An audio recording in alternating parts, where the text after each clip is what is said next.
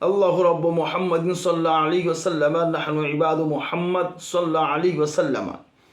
5টি রাত্রি এমন আছে যেই রাত্রিতে আল্লাহ রব্বুল আলামিন দোয়া প্রত্যাখ্যান করেন না, রদ করে দেন না, সেই দোয়া আল্লাহ পাক গ্রহণ করে নেন।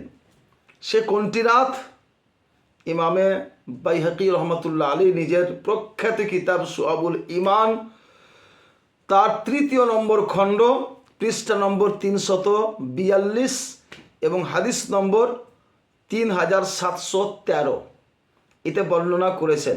তিনি বলছেন, আন ইবনে উমর রাদিয়াল্লাহু আন ক্বাল, হযরত আব্দুল্লাহ ইবনে উমর রাদিয়াল্লাহু তাআলা আনহু বর্ণনা করেন, ক্বাল খামসু লায়ালিন লা ইউরাদ্দু ফিহিন্না দুআ, 5টি রাত্রি আছে যাতে দোয়া রদ হয়ে যায় না, দোয়া আল্লাহ পাক ফিরিয়ে দেন না, কবুল করে নেন। কি?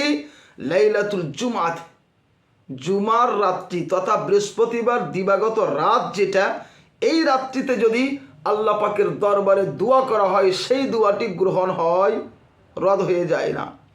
এক নম্বর হলো।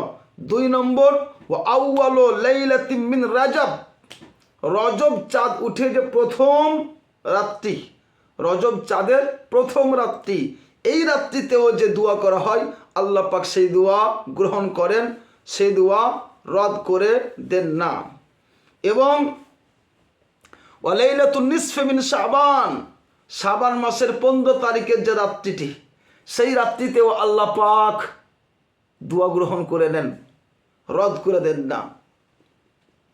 আর কি? ওয়ালাইলাতুল ঈদ, এবং ঈদের 2 রাত্রি তথা 2 ঈদের রাত্রি, এই 2 ঈদের যে রাত, ঈদুল ফিতর এবং ঈদুল আযহা, এই 2 ঈদের রাত্রিতে আল্লাহ রব্বুল আলামিন দোয়া গ্রহণ করেন। তথা এই 5টি হলো জুমার রাত, রজব চাঁদের প্রথম তারিখের রাত, এবং শাবান মাসের 15 তারিখের রাত, ঈদুল ফিতরের রাত এবং ঈদুল আযহার রাত।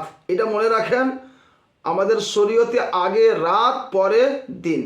তো দিন যেটা আসবে তার আগের যে রাত্রিটি হবে, সেই রাত্রে যদি আল্লাহ রব্বুল আলামিনের দরবারে নিজের গুনাহ খাতা মোচন করার জন্য দোয়া করা হয়, অথবা আপনি জীবনের মধ্যে যেটাই চাইবেন আল্লাহ পাক সেটাই গ্রহণ করবেন। তবে চাওয়ার মতো চাইতে হবে, অবশ্যই আল্লাহ রব্বুল আলামিন সেই দোয়া গ্রহণ করবেন। এই 5টি রাত্রে দোয়া গ্রহণ হয়।